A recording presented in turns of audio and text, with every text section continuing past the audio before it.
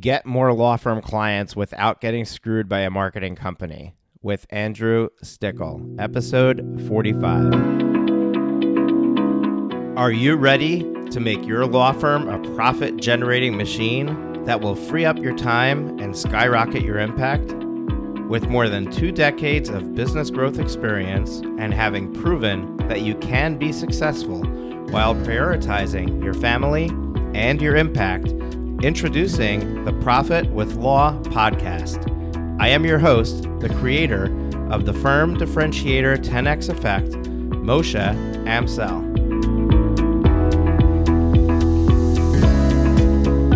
Well, hello and welcome to another episode of Profit with Law. I am your host, Moshe Amsel, and today I have another great interview for you.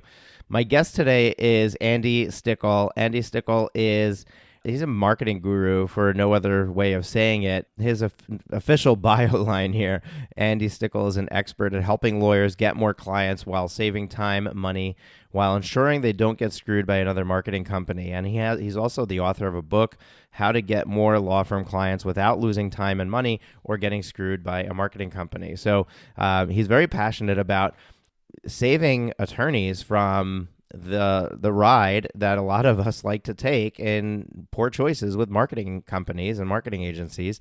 And marketing is a very confusing subject because there are a gazillion marketers out there all vying for your attention, and some of them are really good, and some of them, just to put it bluntly, suck. And it's very difficult for you to figure out which one is which. So I love bringing marketing folk on here who know what they're talking about, because they can help educate you in a way that I cannot, in a way that the information that they provide, you can now take and use in your evaluation process.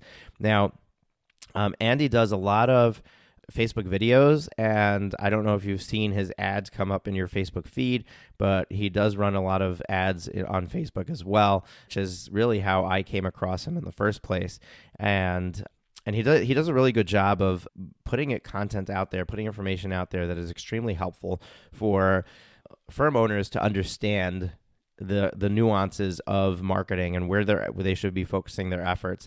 We have a great conversation. We talk about SEO. We talk about the map pad. We talk about so many different things. And honestly, it was just a great conversation. Andy's a very strong-minded person when it comes to the topics of separating the fluff from the real stuff, and making sure that you know the way that it is and are not falling for what people, what other marketers are saying out there that may not be accurate. So this was a great conversation. I really enjoyed it. And the last thing is, I mentioned in a couple of the previous episodes that we are going to have a virtual conference coming up. So December 16th is the date of the conference, and we're going to be opening up pre-registration soon. And one little nugget that you don't know is it's going to be absolutely free, so no cost to attend, which is what I'm really excited about. We have some amazing sponsors, and I can't wait to talk about that too. So there's a lot of things that I have been needing to not share over as this is all transpiring. But one thing I will share with you is that Andy is going to be one of our speakers at the virtual conference. So I'm really excited about that.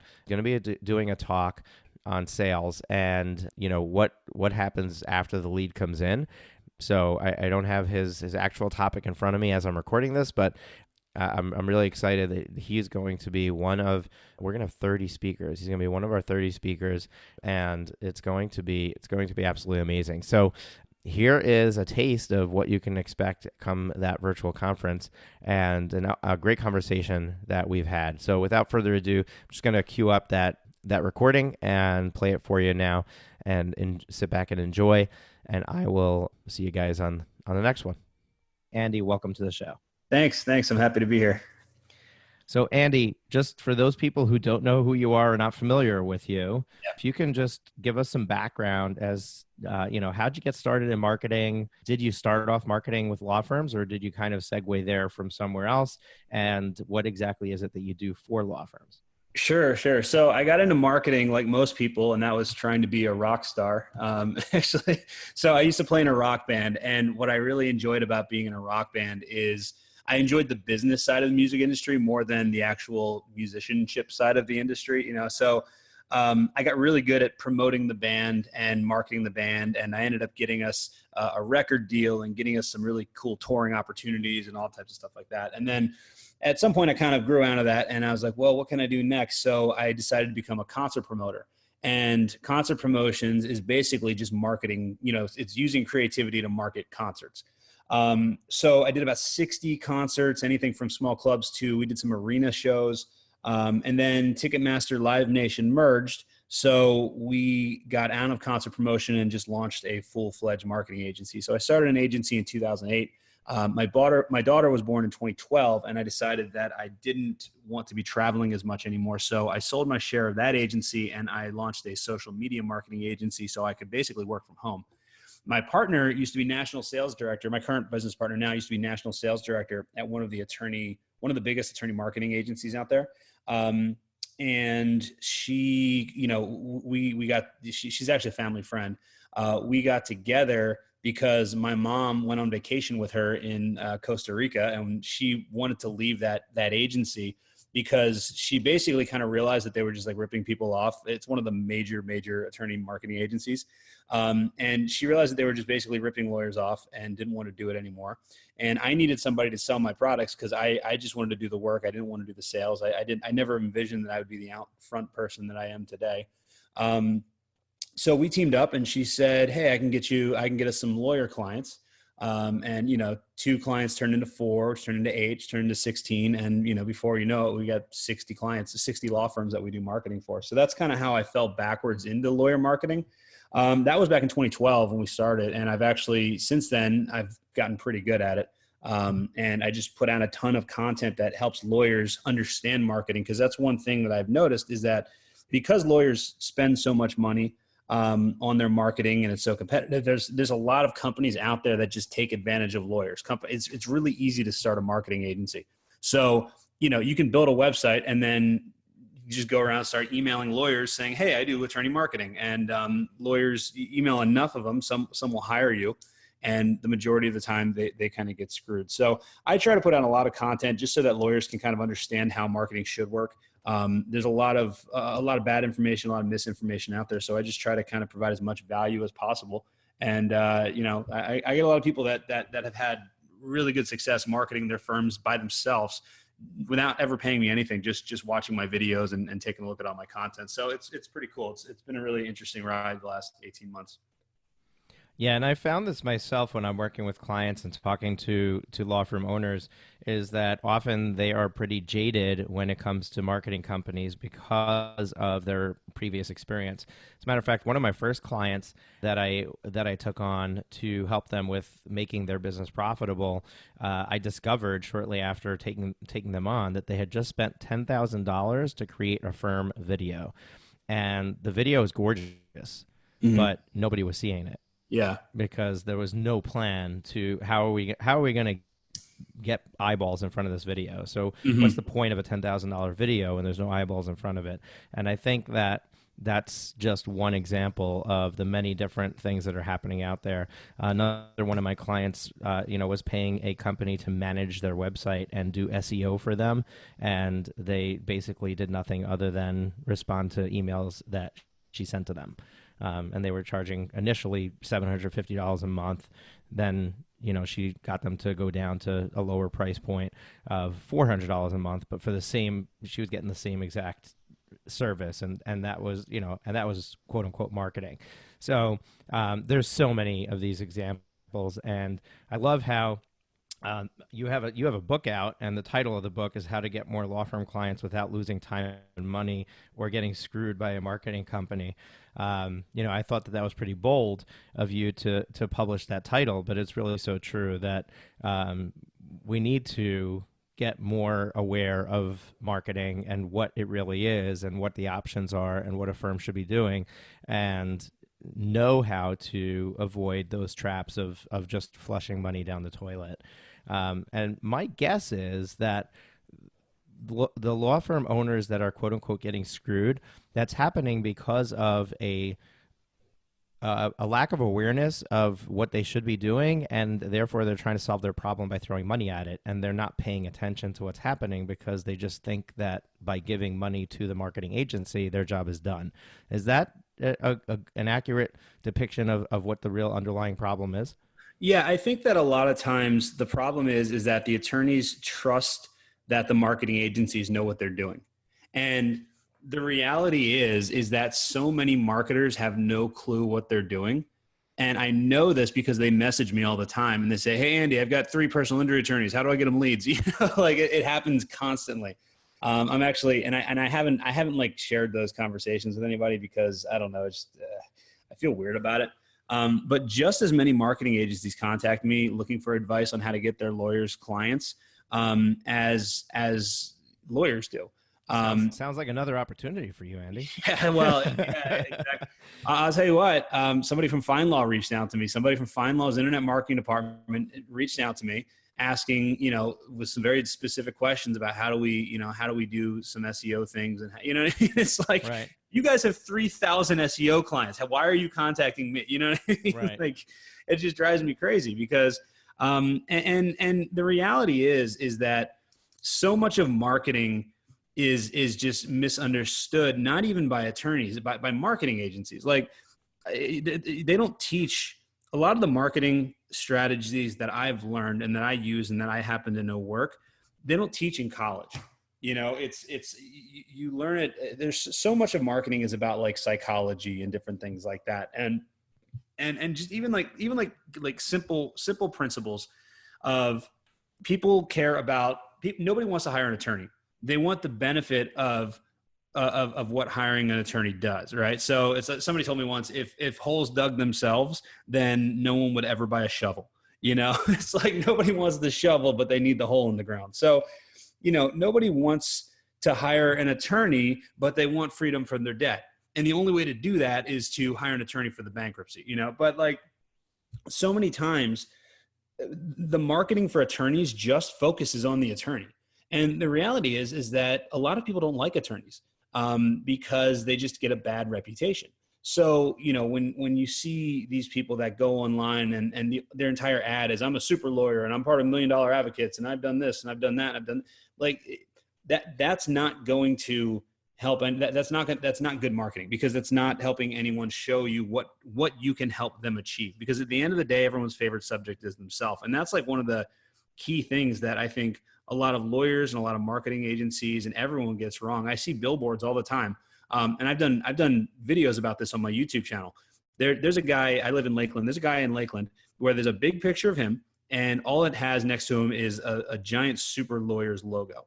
Doesn't say what practice area it is, doesn't have his phone number, doesn't have his website, doesn't have anything, and it's like, what is this doing for this guy?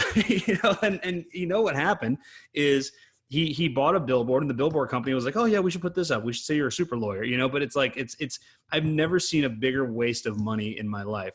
And that's the type of stuff that lawyers are dealing with every day. And they get that type of advice, and then marketing doesn't work. And then they say, that specific marketing doesn't work. And then they say, "Oh, it doesn't work." And the reality is it does work. It's like everything else. Marketing is a tool. You have to know how to use it. And most people just don't know how to use it. Yeah, along the billboard example, I actually spoke about this on a previous podcast episode, but I'm in the New York area, and there are at least 20 billboards that I've passed, if not more, with this one law firm where it just has the name of the attorney, and underneath it says "Attorneys at Law." Mm-hmm. That's the billboard, a black billboard with lettering on it. And every time I pass it, I'm like, who is ever Googling this person's name to figure out what they do? Exactly. You have to hunt down like what it is what they even do to see if you need their service. It's ridiculous. Right. So let me ask you a question, because everything that you say makes sense. And putting myself in my listeners' shoes, I know what the question that they have in their mind is. There's so many marketing options out there. There's so much to know and so much to do. If the marketing companies are not educated and I'm not educated, where do we start? Like, yeah. Is it the job of the attorney to now learn how to do marketing, or is it the job of the attorney to learn something and then get the right marketing agency, aligned with them? Mhm. Where do they begin, and how do they even start to choose what is the marketing avenue they're going to take? Yeah. So the reality is that not all marketing agencies are bad. There's a lot of good marketing agencies out there, but there's more bad ones. I mean, because the reality is that if you do a Google search for any competitive term, like I don't know, for example, Houston personal injury lawyer, there's lawyers that show up and that have SEO. You know what I mean? So like, not all SEO companies are inherently bad. The hard part is identifying which ones are the good ones and which ones are the bad ones. So, really the best thing that you can do is try to arm yourself with as much knowledge as you can. It's kind of like, and I know that a lot of times lawyers just want to lawyer. They want to just turn their marketing over to somebody else and just let the cases come in. But the reality is that at the end of the day, if you run a law firm, you're a business owner. You happen to be a lawyer, but you're also a business owner. It's like that book, The E-Myth. Just because you're a great lawyer doesn't make you qualified to run a law firm. Because there's so many things that go into running a law firm that have nothing, or any business that have nothing to do with practicing law, such as human resources and marketing and accounting and all the day-to-day stuff that goes along with it. So one of the biggest things is being as educated as possible.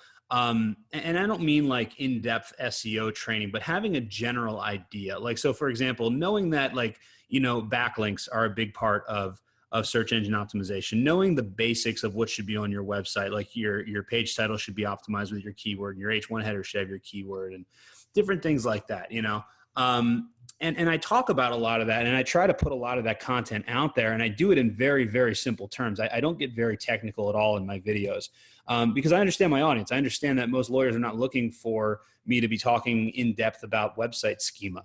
I mean, like, so that's why I try to just keep things very, very basic. But the reality is that you've got to have some sort of education, in terms of what you're looking for, just in the general, in general marketing, so you can kind of even begin to identify if what this marketing company is telling you is making sense. Actually, in my book, I have a guide that teaches you how to hire an internet marketing company. And it teaches you like 15 or 16 different questions that you can ask them. But honestly, the biggest question, the most important question to ask is, can I talk to some of your current clients or past clients? And I think that's a really big, that there's something that says a lot about that, because like for example, for my agency, that's something that we tell anyone that contacts us, and we get a lot of lawyers contacting us.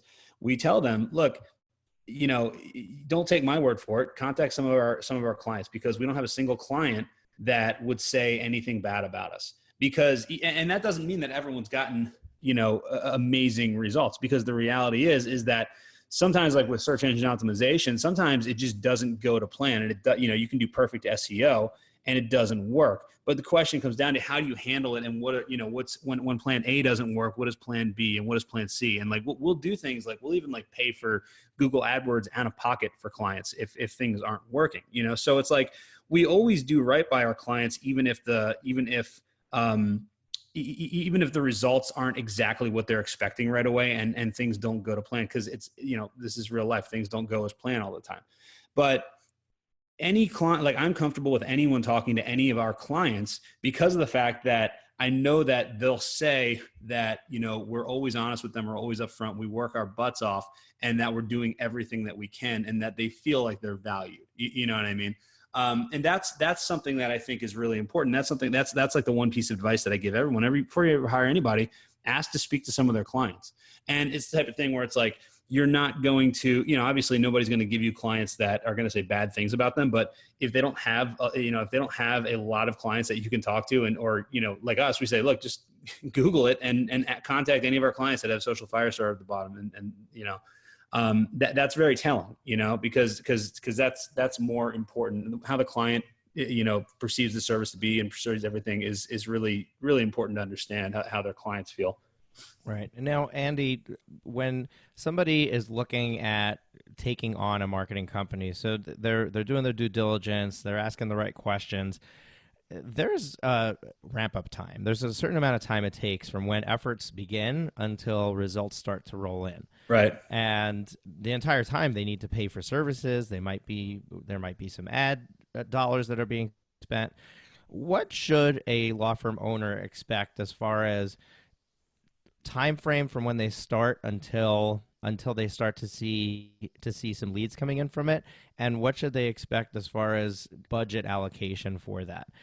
Because I think that a lot of firms say, okay, we're going to start doing this. They get in bed with a marketing company that's charging them $2,000 a month. They're 3 months in, they have no results. They're like, oh, I'm out six grand. That was all I had, and they stop. And in the meantime, had they continued for 3 more months, they would have been winning. So I think that going into the conversation, they need to understand how much money needs to be earmarked for it and make sure that they're in the position to spend that and be able to wait that time for that to happen. So what's your opinion as far as a good rule of thumb, even though I know you can't pin it down perfectly? Yeah, it's really hard to say because it depends on the service, it depends on the market, it depends on the practice area, it depends on what existing work has been done on the website. There's so many different factors where it's almost a custom timeline for everyone. But as a general rule of thumb, we typically tell clients, look, if we're just doing search engine optimization, expect 6 months to a year before you're really getting really, really, really good results. And it just depends. I mean, it depends on the competition. It depends just as much what the competition's doing as what we're doing. Because if you're in a market like Orlando, Florida, and you're trying to do personal injury, that is that's some stiff competition. Like you've got to catch up to guys like Morgan and Morgan who have been doing this for 15 years or however long they've been doing it for. You know what I mean? Like, and that's not going to happen overnight. So it all depends just on the entire circumstance. But with search engine optimization, there is some patience that is required. Now, the cool part about that is that we've had instances where we've had lawyers that we've done SEO for them, and then a year later, they've turned around and sold their websites. We had a guy who he hired us because he wanted to rank his website so that he had something that was making the phone ring so he could sell his practice and retire. So 13 months later, he sold his practice for nearly $500,000 and moved to Hawaii. And he was able to do that because he had a website that made the phone ring. But it took us a little while to get him to that point, and he kind of understood to have the patience. Now, if we're talking pay-per-click or if we're talking, Facebook or different things like that, depending on the strategy, that's much quicker. PPC, I mean, really you can be up and, I mean, if a client hires us for PPC, we can be up and running, within a week or two, depending on if we're building landing pages, which, by the way, if you're running PPC ads, you should have a specific landing page for each ad, don't run them to your homepage. But that can take a little, that can work. And then you've got the testing period, and the testing period often relies on the budget, because testing requires data. So if you have, if you're spending $100 a day versus if you're spending $1,000 a day, well, spending $1,000 a day, you're going to get 10 times as much data, or you say you're going to get the data 10 times faster than if you were spending $100 a day. So much of all of that really just comes down to so many different factors that it's kind of hard to pinpoint and say, say with any accuracy. But for SEO, we typically say, expect 6 months, because it's difficult in a lot of markets. Yeah, and I'm not going to ask you specifically what your fees are, because I'm sure that they vary from client to client depending on what the services are. But my assumption is that if you're doing full blown SEO services, that you're somewhere between $1,000 and $2,000 a month. So you got to have $10,000 to $15,000 earmarked for this before you even start to see leads come in. This is not clients, this is leads. So it's really important to think about that, because some law firms, as a matter of fact, a lot of law firms are probably not in the position to wait 6 months and fork over that kind of money before getting any results. So understanding that, how do you differentiate between offline and online marketing, and helping them figure out, or do you help them figure out whether some other offline, more sweat equity opportunities should be where they start? For example, doing an information session or a joint lunch with another professional that in a similar industry, or things like that. Well, I want to comment on something real quick in terms of the fees that you just mentioned. Um, if you're in a competitive market, $1,000 to $2,000 actually is very, very low. I mean, we've had clients that pay us $7,500 a month, $10,000 a month for search engine optimization, because of the fact that so much of what we have to do requires high quality content and requires getting links from other websites. And there's two ways to get links from other websites. You can either basically like do outreach linking, which outreach linking, and by the way, the reason that you want websites to link to you, just in case anybody doesn't know, is when a website links to your website, it basically is like that website is voting for you. So for example, if the New York Times links to your website, then Google looks at that and says, okay, the New York Times is an authoritative website, so they're not just going to link to any spammy website. So because they're linking to Bob Smith Law Firm's, or Bob Smith's Law Firm's website, then that website must have some authority. So we're going to bump their authority up a little bit, which means that they're going to rank higher in Google. Now, obviously, not everyone's going to get links from the New York Times, but that's kind of generally how linking works. It's basically when websites link to you, you get associated with their authority, and the more authority you have, the higher you rank. So, the way that you get links, the way you get websites to link to you is you either do outreach linking, which means you're actually manually reaching out to websites and saying, hey, we'd like to write this article for you, or we'd like you, giving them a reason to link to you, which is manual work, or you're paying for links. And I mean, we've paid, hopefully Google's not listening, but we've paid several $1,000s for a single link before, but it's all part of what goes into ranking in really competitive markets. Now, $7,500, like I was saying before, is way more than we normally charge. Our average fee is around $2,500 per month. But that includes everything, and that includes all the stuff that, we need to do. And we can usually get really good results for that. In terms of kind of letting them, making the determination of what type of marketing should they be doing, should they focus on, SEO or PPC or offline, it really comes down to the attorney's individual circumstance, in terms of where they're currently getting clients and, how quickly do you need clients? There's some lawyers that are basically hiring us just to enhance what they're already doing. And then there's other lawyers that are hiring us saying, I need leads yesterday. I've had lawyers contact me and say, hey, I got a notice that I'm going to be evicted on Friday if I don't get some cases in here. So we launched into a totally different type of campaign. We did a social media campaign for him, and we were able to save his law firm. But it really, again, so much is just dependent on the actual circumstance that it's hard to give that again. But if you want if you need leads quick, SEO is probably not the way to go. Right.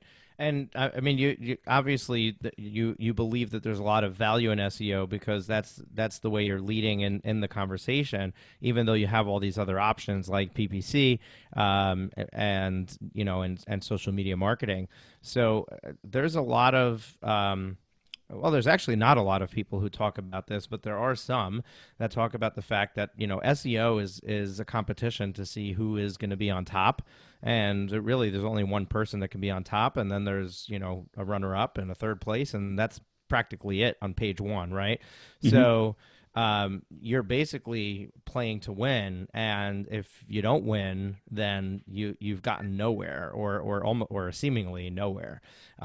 What's your opinion on that? In that, should they focus on other things first because there's more. Success rate will most likely be higher as far as the win percentage opportunity, or if they get the right SEO company, then eventually it's a sure win. So just keep going at it. Yeah, I mean, it's it's so hard to say. Again, it just kind of comes down to the individual law firm and their needs. We've had law firms that we've worked with, and for whatever reason, because there is a bit of a random factor to SEO also. And I don't know if there's an SEO company out there that hasn't had a website that is just extremely stubborn, that they don't get results on, no matter what you do. I mean, and that's the thing about SEO is you can do the same thing to 10 different websites and get 10 completely different results. So, it's the type of thing where you can throw everything at it, but at some point you kind of just have to diversify and figure out what do we need right now? What can we look at as kind of the short-term play, and what can we look at as the long-term play? And do we want to focus more short-term, or do we want to focus more long-term? And what are we able to sustain? Yeah, I'm personally a fan of starting a client on a short term plan with more immediate results, so that they can use those results to pay for the longer term opportunity. So if pay per click is cheap enough, if the cost of those impressions is low enough in their industry, then let's get them some traffic through pay per click and get some leads coming through the door, close those, then use those dollars to pay for the longer term SEO opportunity where they're not needing to continue to feed the beast. So that's my mindset when I work with clients as far as where I'd like to push them if they haven't been doing any marketing at all. Unless they're healthy enough that they can sustain that long-term exposure to SEO, which takes much longer. Yeah. But I want to ask the same question I've asked before, but in a different way. So somebody's doing SEO. They made the investment. They started with a company.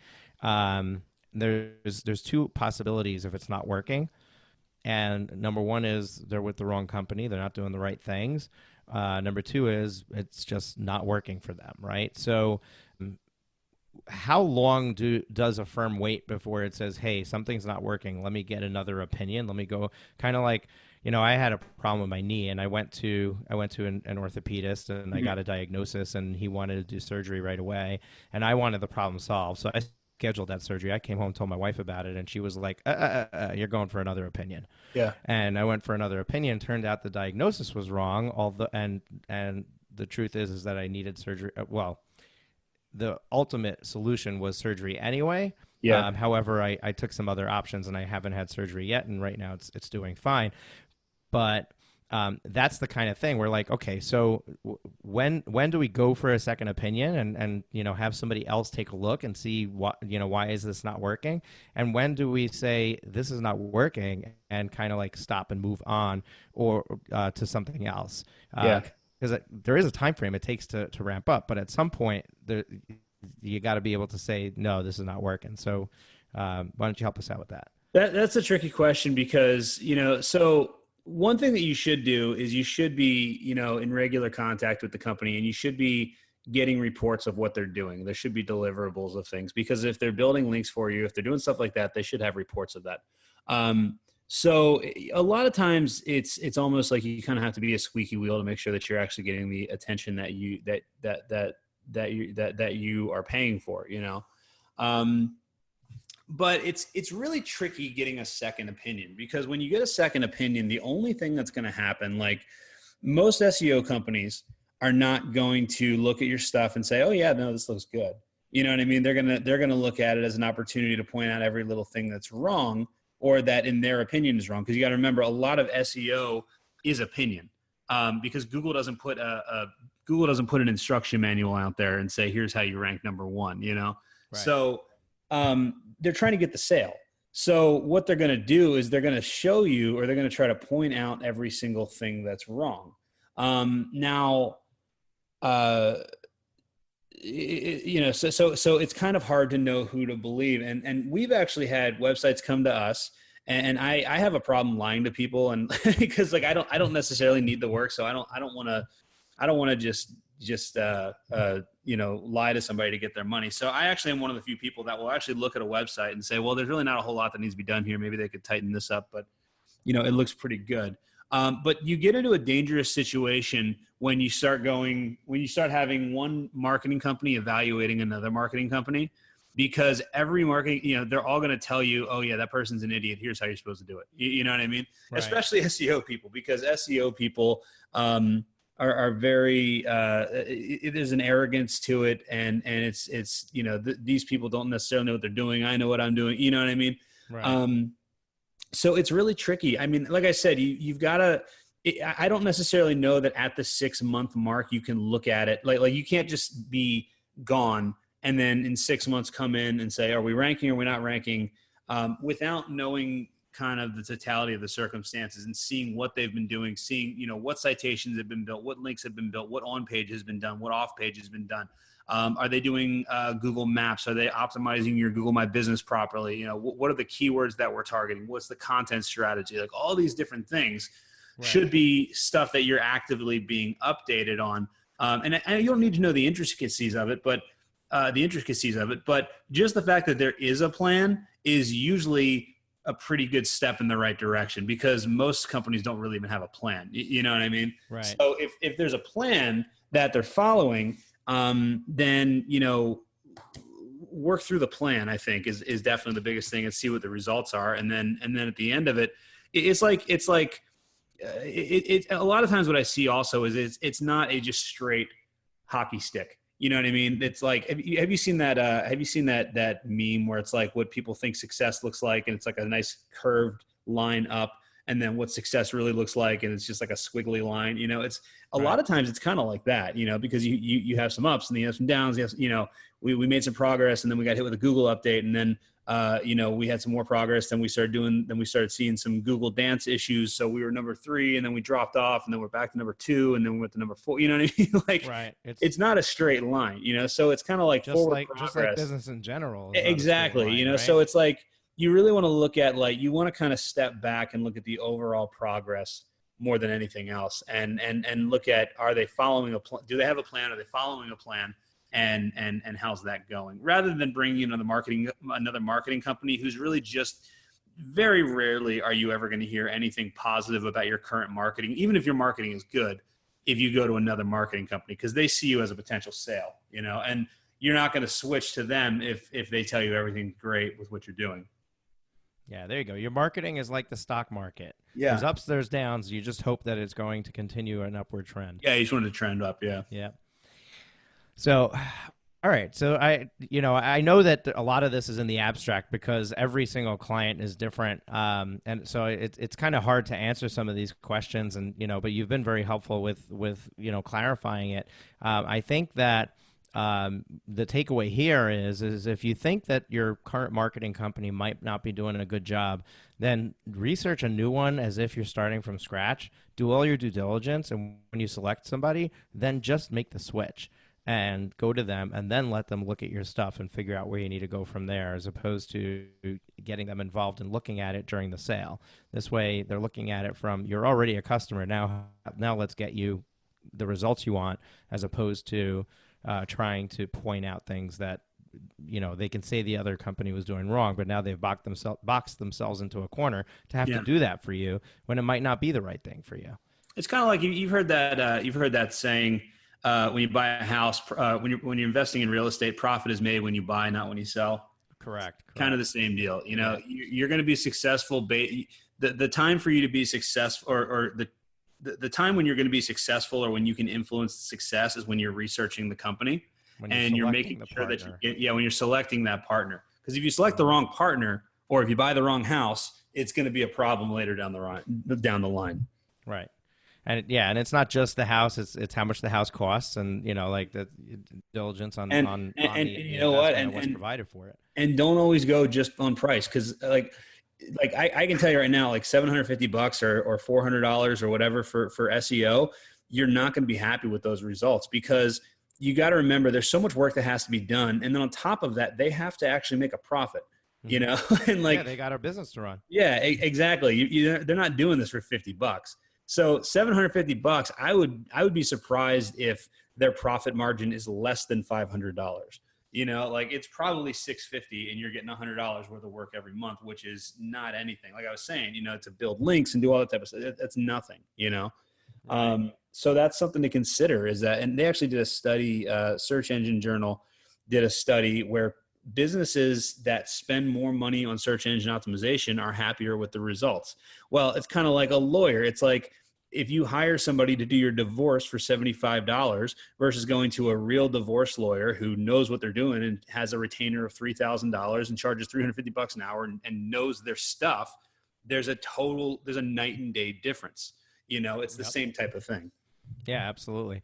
And this leads us, you led me right to this question. Can you give us a number that if somebody's looking for SEO services and they hear that number, to just discount that provider and move on? Like, is there, is it under $1,000? Is it under $1,500? What's that number, the magical number that if you hear this quote for getting you, SEO services ranked number one with authoritative articles written and just when you hear this number, just run. I mean, the reality is that we have one of the best maps teams in the world. And when I say that, I mean, because there's organic SEO and then there's Google Maps, right? And Maps is where I think, and actually we've seen objectively, Maps is where, if you're a local business, Maps is where you want to be. And we're really good at SEO, but we've got one of the best Maps teams in the world. Now, just for clarification, you're referring to when somebody searches in for a specific type of attorney, Google knows where you're searching from. And right there at the top of the search, one of the things it does is it lists 3 or 4 businesses with a map above it. You're talking about that map pad that shows up to get the Google them ranked on the top of that, right? Yeah, the Google 3-pack. Okay. And people treat it like it's the Yellow Pages, I mean, because, so they'll search, Boston divorce lawyer. If they knew who you were, they would just search for you, but they don't. So they search Boston divorce lawyer or whatever the term is, or, car accident lawyer near me. And then they look at the maps and they look at the reviews. So getting in those maps is incredibly important. And we do everything that's necessary to do. We don't have a crazy markup. We actually don't even have physical offices. Our whole team telecommutes, so we don't have that massive overhead. And like I was saying, it costs about $2,500 a month to hire us.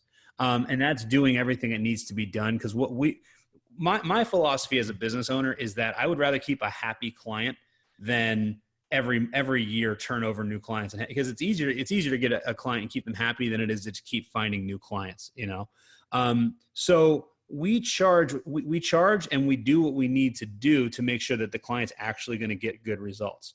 And we have not been able to budget everything for less than $2,500 a month without skimping on what needs to be done.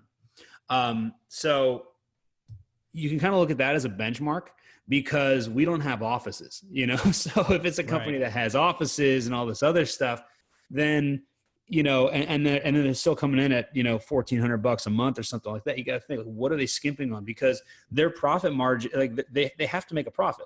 They got to cover their overhead, so like, and then on top of that, they've got a salesperson who's probably taking 50% commission. So you're paying, $1,500, and you might only be getting $250 towards your campaign, if that. Right. So that's the thing. You don't want to go too cheap, because you just always have to remember there's probably a salesperson getting a commission. The company's got to make money, and then they still have to do the work on top of that. And I promise you doing the work is the last of their concern. Like the company wants to get paid first, or actually the salesperson's got to get paid. The company's going to get paid, and then whatever's left over goes to you. Okay, so Andy, I'm going to switch gears here for the rest of the interview, because we've talked a bunch about marketing, and essentially the purpose of marketing is to bring in new leads into the law firm. But now you've done a great job of getting the phone to ring. But at that point, your job as a marketing agency essentially is over, and the law firm now takes over from there and answers the phone. And in my experience, what I've found is that sometimes, more often than not, their close rate is dreadfully low. And what's happening is that they're not answering the phone correctly. They don't have a good process to get the person who's coming and looking for services to a sale. What are you experiencing on your side with your clients, and what do you do or recommend as far as taking the ball from there and running with it to get those clients to close and improve that close rate? Sure. Well, okay. So one of the biggest problems that I see with law firms across the board is they let their phones go to voicemail. Or they have one of those press 1 for this, press 2 for that menus. If you have one of those, if you have a voicemail and you switch over to an answering service where a live person is answering the phone, you'll get better results practically overnight. Because I mean, just so many people just don't look at it from the customer's perspective. How much do you like when you call the bank? You call Chase or you call Wells Fargo, or whatever you bank with, and when you get one of those, thank you for calling Wells Fargo. For English, press 1. For what I mean, like nobody likes that. Everybody hates that.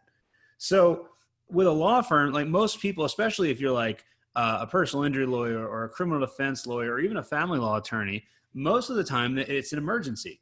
They just got served with divorce papers, or their husband just got arrested, or they were just in a car accident, or whatever the issue is, and their issue is an emergency to them. So I always tell lawyers, it's like, imagine your toilet was overflowing, and you pick up the phone, you go to Google, you search plumber, right, and then you call the first plumber, and that you get voicemail.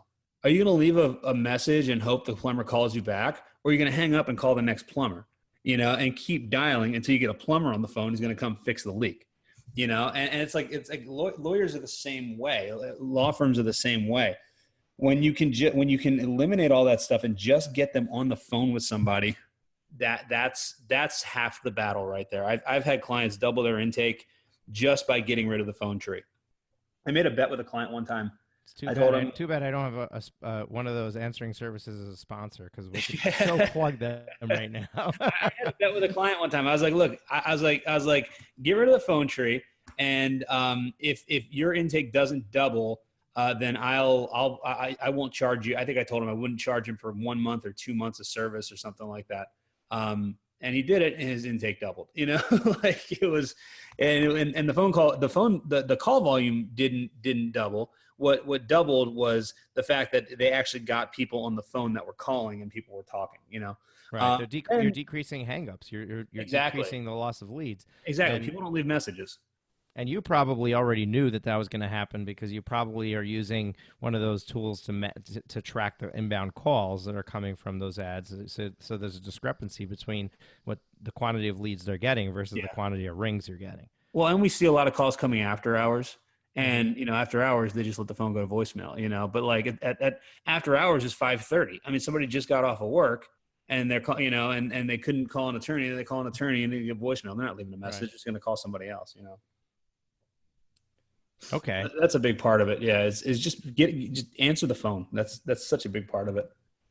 Yeah. So, even if you have a full-time receptionist, you need to have an overflow option. Yeah. Like, what happens if the receptionist is already on the phone with the phone that just rang a minute ago? Right. And now it happens to be a lead, and now they're on the phone for 15 minutes. For the next 15 minutes, anybody else who calls is going to be going to the phone tree. Exactly. So even if you don't want to use an outsourced service because you have a receptionist, you might want to consider doing that just for the overflow when that phone, for whatever reason, is not being answered during office hours, as well as additionally doing it after hours. So, another great plug for answering services.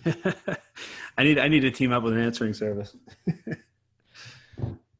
So, all right. So you get rid of the phone tree. You got the phone being answered by a live person. Any other tips in the sales process to actually getting customers to getting leads to become clients? Yeah, when you're actually talking to leads, when you're actually talking, even during the consultation process, one thing that I've learned, and this just has to do with sales in general, because at the end of the day, that's what this comes down to. At the end of the day, you get them in there, it's consultation. You got to sell them on your law firm. You've got to get them to make the commitment to hire you. And some lawyers are really good at this. Some lawyers have a close rate of 50% or 75%. But what if you could, even squeezing an extra 10 to 15% out of it is a big difference in the bottom line at the end of the year, So a lot of times there's something that I always have to remind lawyers when I talk to them about their sales. And it's this one phrase that I heard from a guy named Ryan Stewman. And I don't know if he came up with it or not, but he's the one I heard say it. And it was, the quote is, "He who talks the most makes the least." And basically what that means is that a lot of times lawyers, or not even just lawyers, people in general just want to talk and talk and talk and talk and talk and talk and talk and talk and talk and talk and talk. And what you need to do is you need to stop talking. And the only thing you should be doing is asking questions that are designed to get the lead to tell you all of their problems, because people only tell their problems to people that they trust. And if you can ask them questions and get them to tell you problems, and then keep asking questions and make the entire thing about them, and don't talk about yourself and just talk about them and talk about how it relates to them and what their problems are. And then at the end, you kind of make like a custom offer to them that basically, like, so for example, if it's a mother who she's been a homemaker for 10 years, and she hasn't worked, and she wants to get a divorce, but she's afraid that she's not going to be able to financially support herself if she gets divorced. And you get all of these problems out of her, and then at the end you say, well, I can help you. Would you like me to tell you how I can help you and what we do? And she'll say yes. And then you make a custom offer to her. And what you say is, well, my area of expertise is I help, parents who are in a marriage that needs, that's not savable. But one of the parents is in a situation where maybe they're not able to financially support themselves. What I do is I help them get out of that marriage. I help them move on with their life and make sure that they have everything they need financially, emotionally, everything to move on with their life and get a divorce. And that way the kids are happy and whatever it is that they want, So you don't just say, I'm a divorce attorney, I help people get divorced. You figure out what their specific problem is, and you make a custom offer that sounds like you specialize in exactly what they want, or you focus on exactly what they want. And when you do that, it converts like crazy, because they're hearing exactly, I help people with this specific, they're hearing that you help people with the exact problem that they have. Does that make sense? Hopefully I explained that. Yeah, no, absolutely. And I couldn't agree with you more. The key here is asking the questions and letting them respond, and just really getting, what you want to do is you want to dig for what the real problem is. Sometimes people will share with you a surface level problem, and there's really a lot going on beneath that. So you kind of need to ask the questions in another way, or ask it over again to try to dig a little deeper and get to the real problem. Because once you hit, and this is not just divorce, it's anything. Anytime they're coming to an attorney, there's emotions involved. And you got to find out what that emotional sore spot is, because once you let them talk about it and then you say, hey, I can help you with this, even if you don't turn around and say, this is what I do specifically, you just say, oh, I can help you solve that problem. They've kind of opened the door for you to let you in emotionally, and they now believe that you have the solution for them. And that's really what they're paying for. They're not paying to hire an attorney. They're paying to get their problem solved. So I couldn't agree with you more. And that's a great way to go about it. Yeah, absolutely. I mean, everybody's got a internal and an external desire. Like, and the easiest way to explain that is that, if somebody says, I want to make $1 million. So, well, why do you want to make $1 million? Because nobody wants to just stare at a pile of paper. You know what I mean? Why do you actually want to make $1 million? Oh, it's because, my kids are growing up, and then I can, by making $1 million, I can retire. I can take days off. I can coach my kids' soccer game, and I don't have to miss them growing up. And you know what I mean? So it's like, that's what you focus on.